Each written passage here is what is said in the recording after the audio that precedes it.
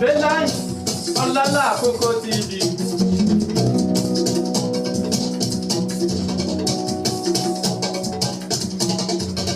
Àbí òní wọjà kí tọmọdé má máa rí. Àbí òní wọjà kí tẹrútọmọ má máa rí. Bẹ́láì ọlọ́lá Akoko TV. Ilé iṣẹ́ ẹ̀ máa dáná.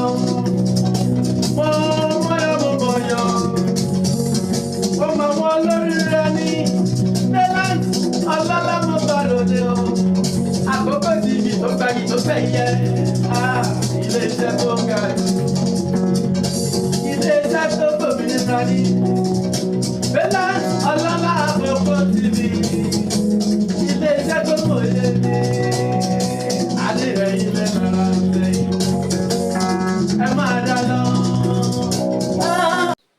Viewers all over the world, welcome you again. This is Valiant Olola Akoko Television. Valiant Olola Akoko Television is a television program for Akoko in Akoko with Akoko.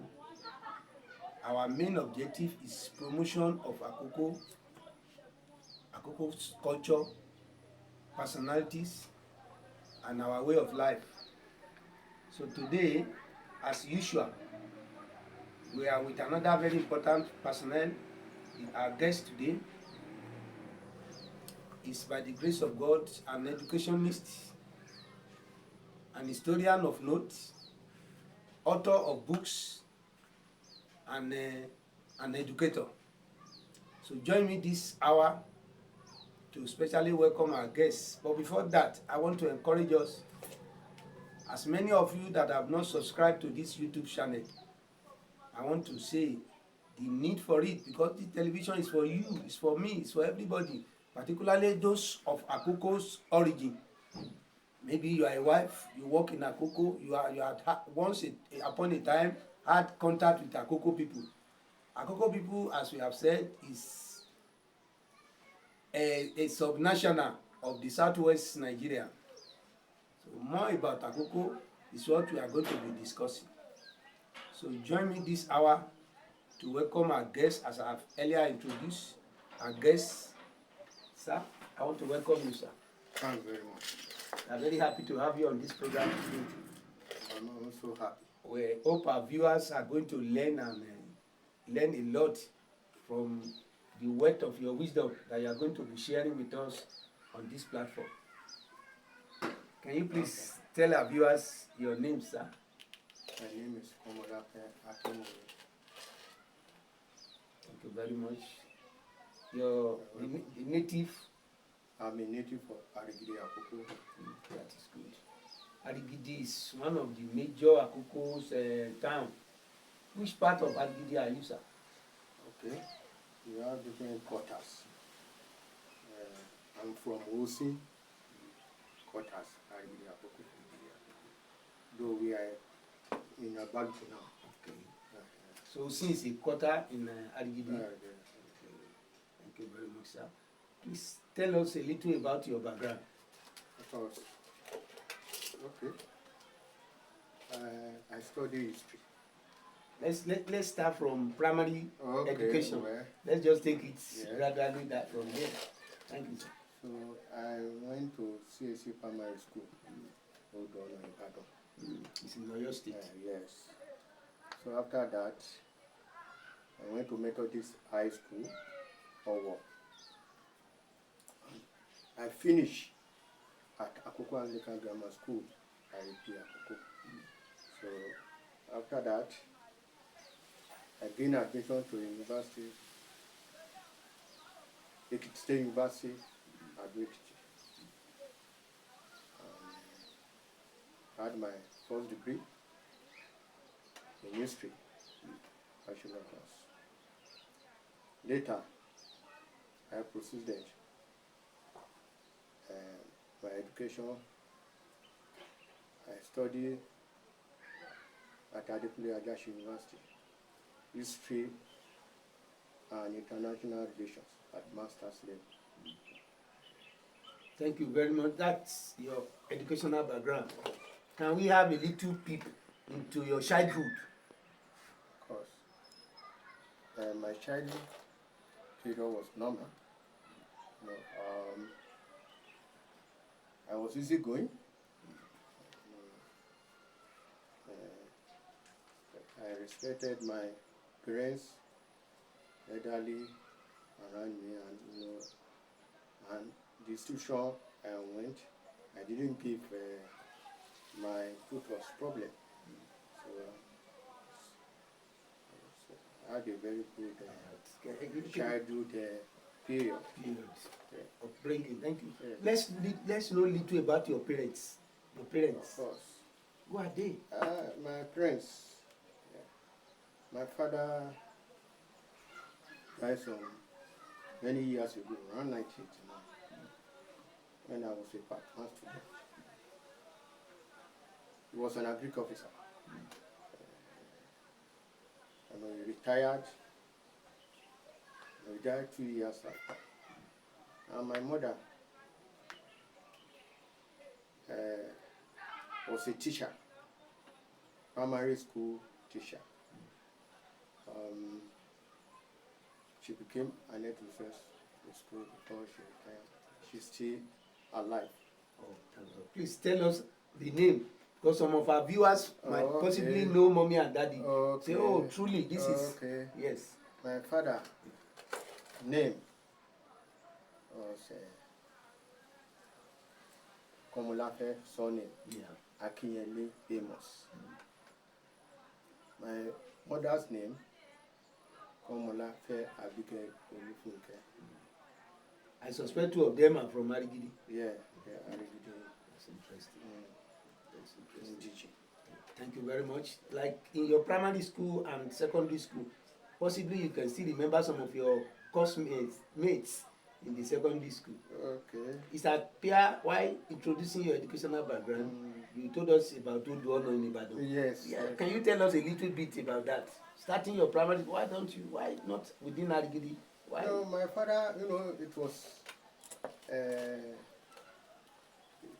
we had, regions, Western states. Oh, right. So, Ondo State was not in existence. So my father worked at Ife in Ibadan. More plantation, Ondo, Ibadan. Some other places, even in Ondo State. I mean, after the creation of the state. That was in 1975. 76. The states were created. So he had to come to Ondo State, where he belonged. After the creation of the state. Okay, that was when you started your primary education at Ibadan. Yes. Okay. Yeah, in the process of our discussion, you mentioned Owo. Yes. Also, as part of the show. Can you tell us a bit about that? Of course. Maybe some of your friends, even way back in Ibadan then, can you still remember some of them? I can still recollect. Oh, wonderful. I had a friend called Akisholakinbi. I was trying to contact him, but it was difficult, reconnecting. So I still recollect him.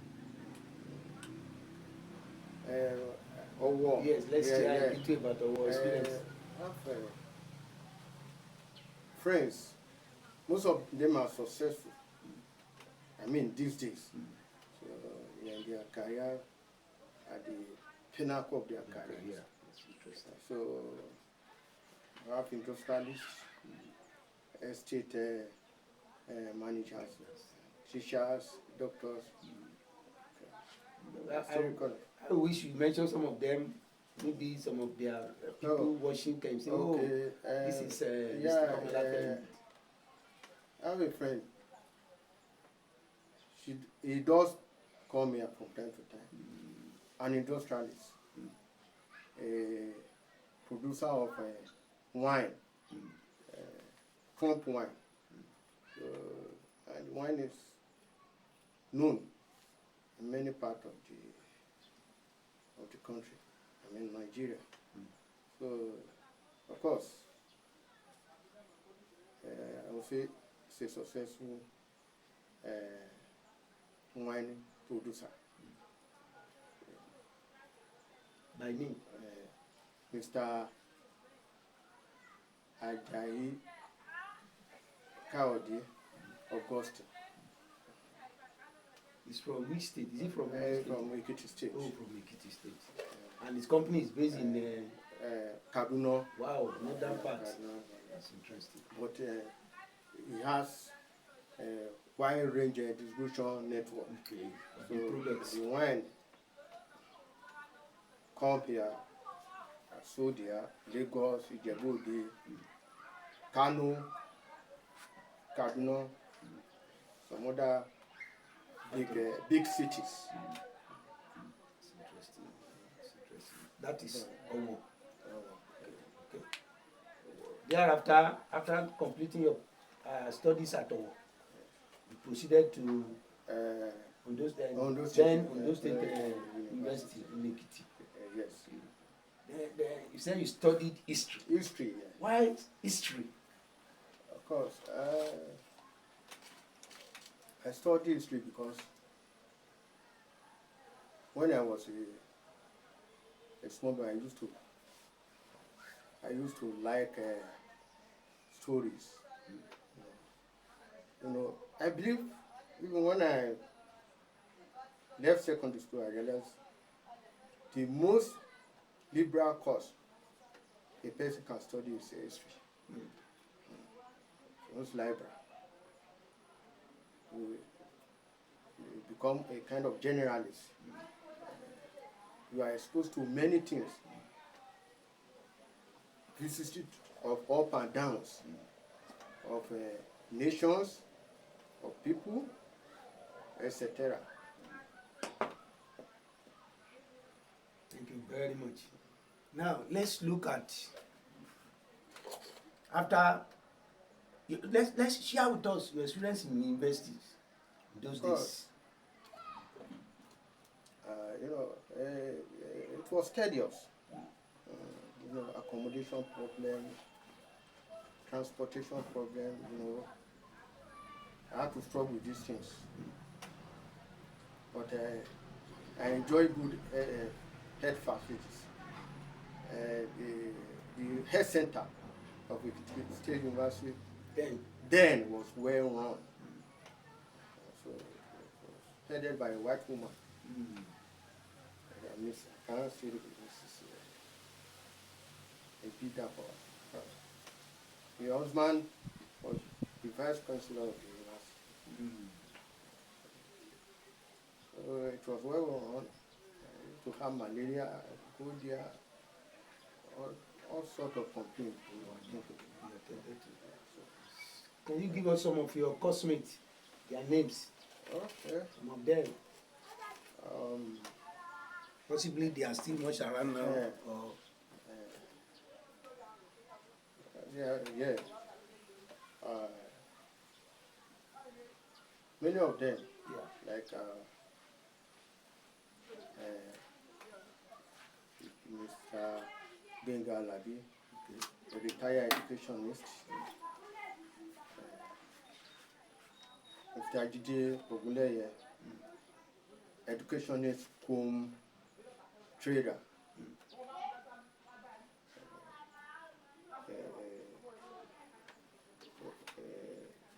Was in teaching, into teaching. Also, was also trading. Was trading. I think if you have retired now. okay, by I'm now. not really sure.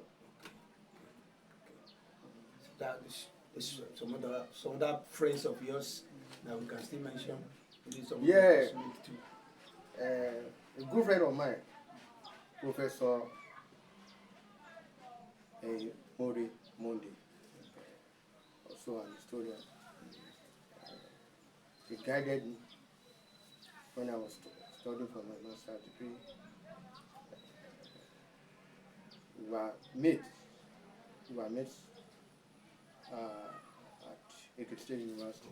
So he became a PhD holder. So he was a lecturer when I was doing my master's. Interesting. Yeah. Adekunle Ajasin University. Okay. So you study up to master's level. That's interesting. Now let's go a bit into your undergraduate. Of course, I was dreaming to become an doctor. So I choose a topic, a biography. I wrote the biography of Mrs. Madame Zulubu,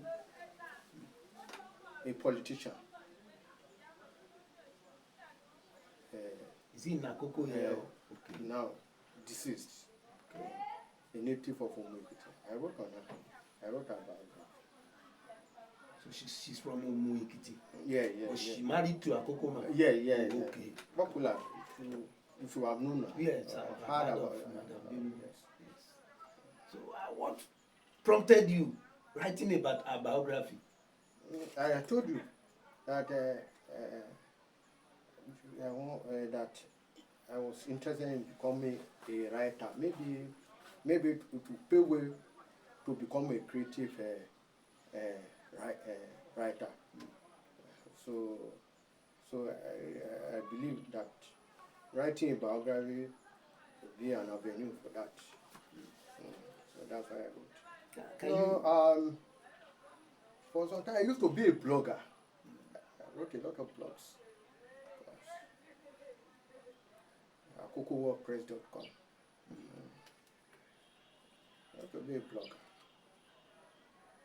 So, but these days I don't really have time to blog. Although I still write. Okay. I write. There was a book, a small play that I published to Amazon, The Echo Side. Anyway, we are still going there. Let's talk a little bit about this Madame Jolubu's biography. Most of us in Akoko will know Madame Jolubu. Yes. Tell us a bit, maybe an abstract of that your write-up you can still recollect. Who was Madame Jolubu? She was a strong member of Action Group. That's why she was called AG Mother. You know, a supporter of Chief of our family, Awolowo. A supporter of Michael Adekunle Ajasin. She was up and doing as a politician, very active in those days. So that prompted you writing about her.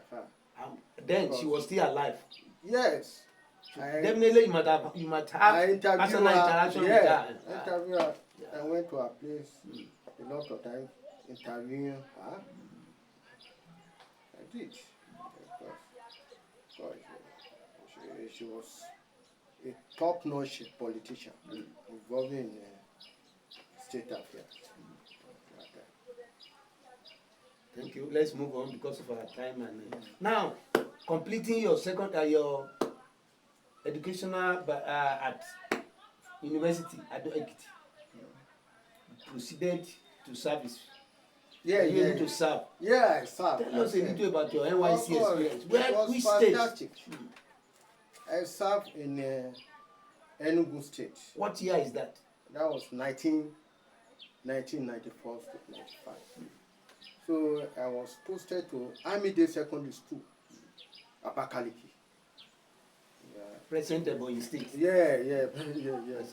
So we were given, of course, fantastic accommodation. You know, we lived in the officers' quarters. The military cantonment. I was there. I was given a whole flat. Running water, constant electricity. I didn't like coming home because of the electricity. I like electricity, you know, what God first created. So I like. So I didn't come home until I finished the service here. I didn't come. It was when I finished that I left Abakaliki, 82 Division. Abakaliki cantonment. I can still recollect. Fantastic in India. Good good experience. At this. You were not tempted to stay back. Were you not tempted to stay back, maybe to be working for them? My mother didn't want that. Okay. I didn't want that. She said I should come back home. Okay. Because she felt that the place was Igboland, far. I really enjoy staying there. Particularly that cantonment. All students. System. Yes. So coming back home after your service here, what are other were you immediately engaged? I had the opportunity of going to teaching, but I didn't. I was not interested. Thinking of working in the civil service. But, after 4 time effort, I succumbed to teaching. Be an historian. You should know teaching should be your line because you'll be passing the information, passing the kind of mentality that time. I don't know, but now I do enjoy teaching. Because of the passing of the knowledge to young ones coming up. I do enjoy teaching. That's interesting. So you eventually became a teacher. Yeah, I eventually became a teacher. Anyway, you've been a teacher even during your service here. Almost 4 years doing nothing. Just to get civil service job. Wonderful. I was, one of my parents was selling cars. Okay. I used to go move around with him, help him. Yeah. Mr. Smart Friday. Okay. Still to selling of cars. As is always in Ado Ekiti. Okay. So thereafter, you became a teacher. Thereafter, friends, relatives. I joined teaching. I have not regretted. No, there's no. The only thing that I regret, I could have taken it in earlier. time. Yes. So that. Now let's look at your first experience as a teacher. Which school or which particular year were you engaged in teaching profession as a staff? Yeah, I was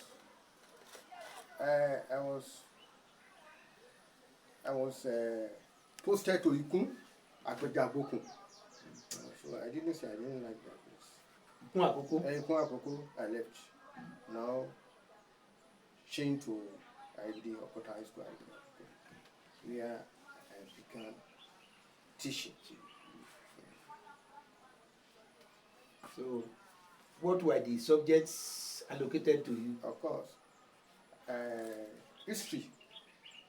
But now, we're very unfortunate. Yes, we are coming to that. We are coming to because one of the you should be part of people advocating for bringing back history. You should be part of people that will advocate for it. It has never been put out of a curriculum. It has never happened. History has only been part of the curriculum. It's only systematically de-emphasized. People prefer doing government. History. To history. So it has only been part of the curriculum. So no day has history been removed from the curriculum. Only that, I don't know. Maybe people couldn't see the prospect in it. And people, you have to write. To write. People don't like writing again. The rise of empires, the fall of empires, and some other things. So government is people points. Just give factual points. You understand? So these could be some of the reasons why. Don't like writing. Right. With how many years did you spend in Okota when you eventually posted there? You were there for some time. I stayed long, 8 years. Okay. And you were able to capture some students. Yes, interest into them. Yes. I taught the rise and fall of empires. The Songhai Empire, the Mali Empire. And some other interesting part of history. But funny enough, most of these empires being studied, the Yoruba's empire were not much noted. Noted now, your empire. of course, one of the powerful empire discussed in the curriculum. Your empire. Your empire. Very much. Let's move a bit. Now, let's come to history generally. Okay. History as a course, as a vocation or as a course in the universities. How relevant is history to this generation? Very relevant. If you don't know history, I know there is this saying, no event, no history. If somebody wants to enslave you, the person will never tell you the story of your forefather. You understand me? So, what belongs to you will be denied often. So, without history, one will feel,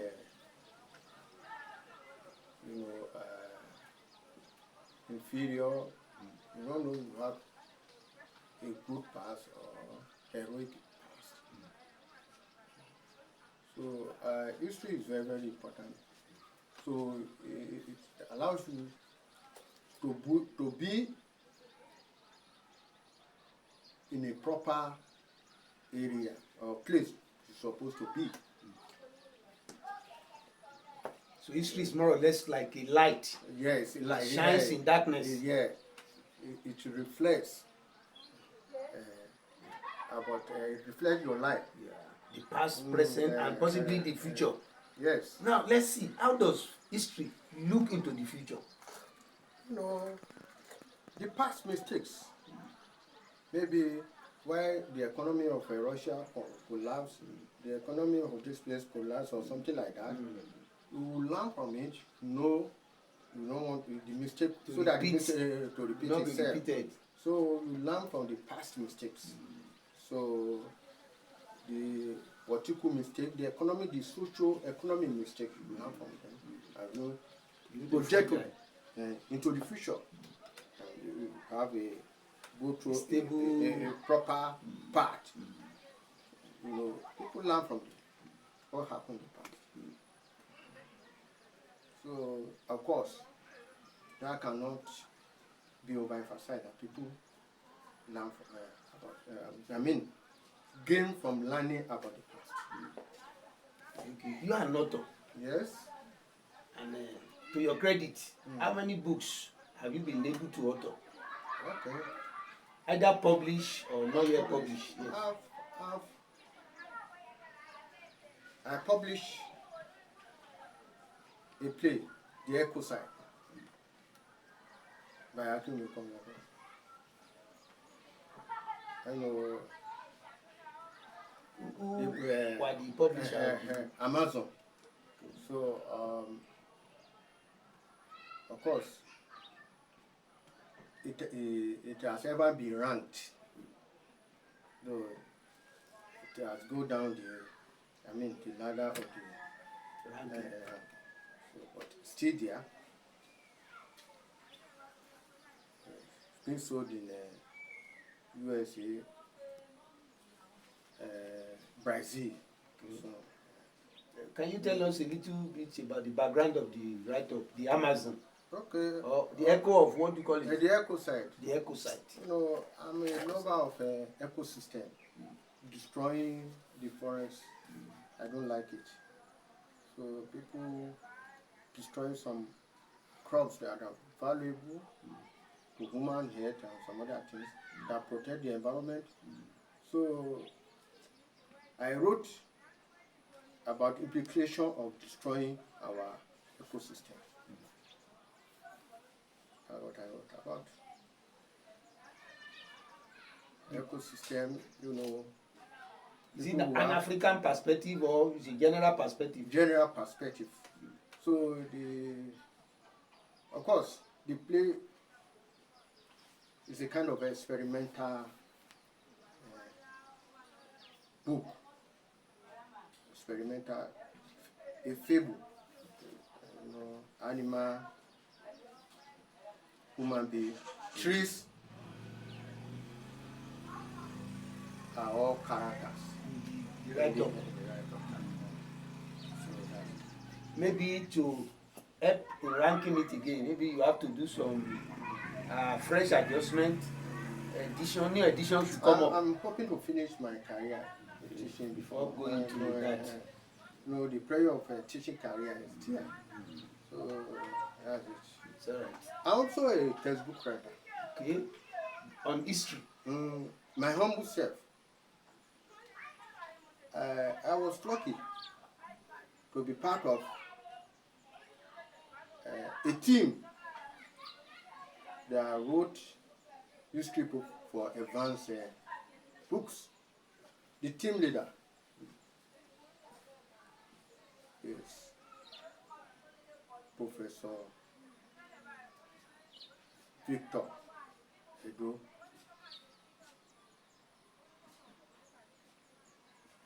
He lectures at University of Ibadan. So I don't know. Of course, I think we made the success of writing of that textbook series of textbooks from primary to secondary school, GSS3. So series of textbooks. And textbooks are still much on. Yeah. They are still being used now in secondary schools. Yes, all over the federation. Evangu is a nationally popular publishing company. They've been there for a long time. Some groups have been there for a long time. So we wrote a very fantastic book. We didn't disappoint the publisher. We didn't. We tried our best. And team leader, of course, was doing a lot that time to make a success of the textbooks. That reminds me, I learned not quite long that the Lagos state government engaged you in some historical work. Of course. Can you please tell our viewer a little about that? Okay, yes. So, what informed that, and how were you able to be located for the job? Maybe because of the quality of work rendered. So, my team leader called other members of the team, and we engaged in writing some stuff on the history of Lagos for primary and secondary school. But I don't know. Maybe the publisher is still working on it. I don't know. Yes. History of Lagos. History of Lagos. Can you know? Possibly it has not been published anyway. Yeah, since it has not been published, the publishers, still working on it. Okay. You may not be privileged to tell us little about since it's still undergoing publishing. I know little about that. Yes, right. I know little about that. Right. Now, let's come back home. Yeah. Akoko. Okay. Thank God you are born and bred in Akoko, and you are an Akoko man to the core. Let's look at Akoko historically. Okay. What can you say about the Akoko people? Akoko is situated generally. It's situated in northeastern part of Yoruba land. A lot has been written about Akoko, the origin, the name Akoko. Some historian wrote that Akoko, the name Akoko was derived from Akotuko, which is Ibadan, who used to come constantly to wait for slaves in this part, so that at the end of the day they would say Akotuko, to come to this part to wait for slaves. With little or no resistance. So that's how Akoko emerged as your name. For Akoko. So well, there are other counter claims, like saying the gathering of communities of people, Akuko, Akojo, something like that. To fund Akoko. So that's how, different from the one I earlier said. Are these two historical perspective about the name Akoko, or you see have some other names? No, because some people said, some other historians said that it is as a sort of one bird that is so rampant in this environment. He said woodpecker. They said the name is Akoko. It was so much in this environment. So that's why they refer to this place as Akoko. Yes. As an historian, I know, I read about it, but the popular is Akotoko stuff. In 19th century, because in the 19th century, coming to Akoko to read for us constantly. Yes, because before endlessly. Yeah, that was it. What I'm thinking is that because before the Ibadan raids, Akoko people must have been existing. That with a particular name. About a claim that the people Okuramojo. That was around 14th century. So 14th century that Akoko started forming in 14th century. Thank you very much. Now let's dive a bit. In the whole country today, they said some people maybe loosely, when they want to make jest of us in Akoko, they will say, if you get to Akoko was the Babel, where God scatter the whole language of the world. We know it's just a loose statement anyway.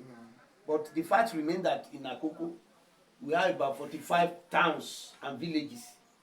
And almost most of them could not perfectly understand each other. Though Yoruba has been said to be the lingua franca language. Yes.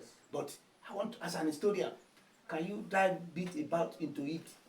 What do you think brings about this multiplicity of language, unlike Ekiti people where we have just one unitary language? No, I'm not a linguist, but at least from the history I've studied, yes. When you look at the origin of Akoko, you discover that the Akoko trace the origin to Ife, Benin, Kaba. These are groups with linguistic structures. You understand? Different linguistic structures. From these different linguistic structures emerge complex dialects.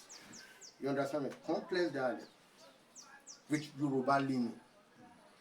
You understand me?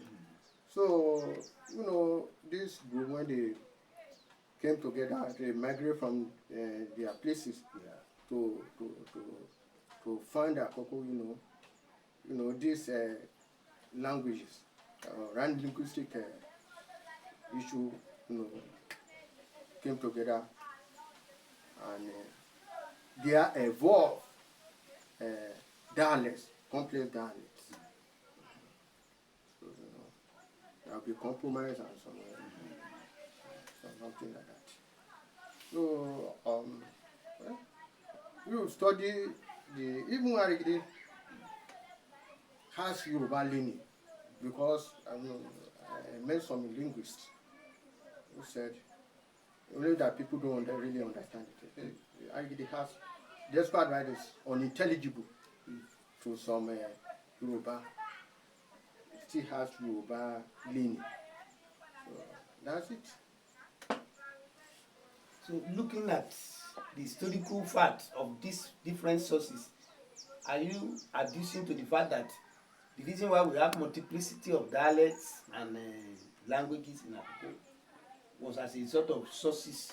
Yeah. That's you are able to pinpoint three major sources. Benin, Ife. So when they met, they emerged involve dialect. I will not say language. Akoko dialects, complex ones. Maybe due to security challenges, they try to change something so that a non-member will not security reason. Yeah. So that's what happened. So what I'm saying that yet, that's why I write the dialects are not intelligible to some of the dialects, not all the dialects. Because when you look at the Kare, Boropa, Akumba, you can still understand when the people of this community speak. But Arigidi, Ishua, Ikaram, Ipe, it's very difficult. Yet, the linguists say all these dialects. I call them dialects. I will not say language. Okay. Languages. So I call them dialects.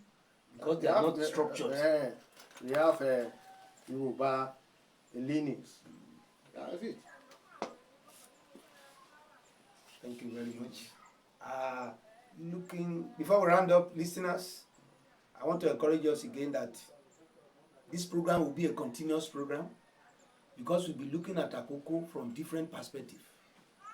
And Mr. Komolafe will still be coming up for discussion. I know some of his views, some of us watching may not be totally in agreement with it. So we'll be bringing up, that's why we will enjoy your comments. Bring up your comments for possible further discussion so that we'll be able to know, even from the word Akoko, that name, the perspective he gave and the noted perspective, we can bring it up. Because this program is set up for Akoko, with Akoko, in Akoko. We are not in dark. We want people to know more about Akoko people. Thank God, God is bringing up Akoko sons and daughters everywhere today. And Akoko is becoming a noticeable entity in the world map. So as we keep on continuing to discuss about Akoko, we'll be looking at the social, cultural development of Akoko, how Akoko evolved, the past war that Akoko fought. We'll be looking at some strong people, warriors that have came from Akoko, looking at it from different perspectives. Sir, we've heard about Bida invasion in those days. Yes, I think these are part of what we'll be looking at. Okay. We'll be looking at them, the Ibadan, people coming to Akoko. Were they able to even resist these invaders? So we're going to be looking at it because from almost every quarter in Akoko land, we have giants, warriors that historically we could still mention. Places like Ikare, Akoko now, we have Agolomolodo, who is a renowned warrior during his time, and many other great warriors of Akoko and from different Akoko villages and towns. So, before we go, I would like to say or ask you, sir, looking at history generally, thank God you have said history is more or less like a light that shines. Looking at the past and present, historically, will you say Akoko is developing? Will you say Akoko is moving forward? Will you say Akoko is becoming known? What's your view about Akoko as an historian, looking at the past, looking at the present, and possibly where we are going as Akoko? I would say we have ups, we have downs. Now, Akoko is progressing socio-economically. Of course, with the establishment of a university at Akuba, many things have changed with socio-economic areas. So, now talking about the ups, I would say Akoko is progressing. We are, now, when we want to talk about, saying Akoko is not having some problem about progress, we generalize all over. You will talk about infrastructural challenges. You find Akure here, the roads are bad. Constant perennial power failure. So we are all suffering from that. So in general, I would say Akoko is progressing, is moving forward, but when we look at the infrastructural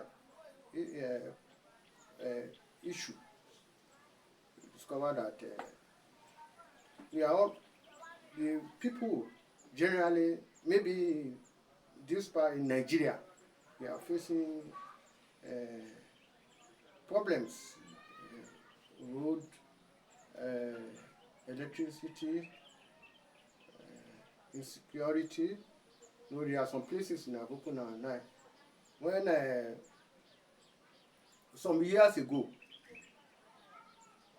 I would just take my car. I go to Auga, doing nothing, just cruising about, you know, having some drinks, and you know, I would go to Akunu, cross from Auga to Akunu to Ishua, you know, for the pay of it. But you can't do it these days. Your family will not tolerate that because of challenges of insecurity. And it's not only this place. It's not only this place. It's all over. We are just praying that the government find solution to insecurity. So now, my conclusion is that Akoko is progressing. Apart from the problems we have generally in Nigeria. General problem, thanks. General problem. Well, that's. Thank you. Looking at the economic situation in Akoko, we have been surrounded by all these granite hills. Don't you think it is high time we started taking advantage of this rock that surrounds us?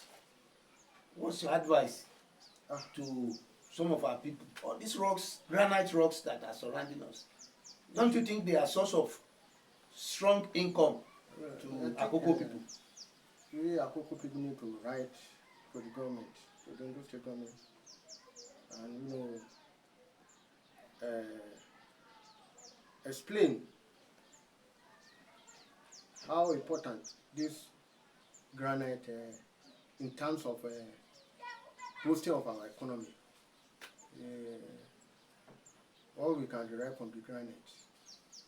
We need to tell the government, we need to remind the government, we need to create a kind of awareness so that government will come and do something to, you know, expect or rather extract from it. I mean from the granite. Don't you know that there are some Akoko sons and daughters, either in Nigeria or in diaspora, that can come up with all the needed facility to start taking advantage of this? Why are we facing government? What I mean is that we can use this forum to tell some of our brothers, friends that are of Akoko instinct that they should come home and invest in some of these things. They are enough to open up Akoko economically. Of course, we still need to Akoko still need to liaise with the government. Of course, just for approval, government approval. But individually, if they are interested, for necessary support from the government. Definitely, because the Land Use Act will not allow anybody to be off goals. But at the same time, if they are, just as we have said, if the Akokos are willing, I think we have some of our children, some of our Akoko people, personalities in present government that they can influence this write-up. Yes. We just need to tell the government, create a kind of awareness, put the government mind on it, so that something can be done. So we don't just look and do nothing. Thank you very much, sir. As I've said, listeners, we are going to be coming in series, and we are going to be discussing with Mr. Komolafe on issues, particularly any issue you felt we should be able to discuss. Bring it to comment section. Let's discuss it. We'll bring it here. we will discuss together. If need be, we can have two or more historians that will make positive contributions towards our discussion. So on this note, Mr. Komolafe, I want to say you are very welcome. Thank you so far for your contributions towards this program. This is maiden edition. Just as I've said, we are going to be having it on a regular basis. We are going to be inviting Mr. Komolafe to the channel for further discussion on Akoko, more in-depth about the Akoko people, present, future, and what we can derive either from the political angle, economic angle, cultural angle, and every other area.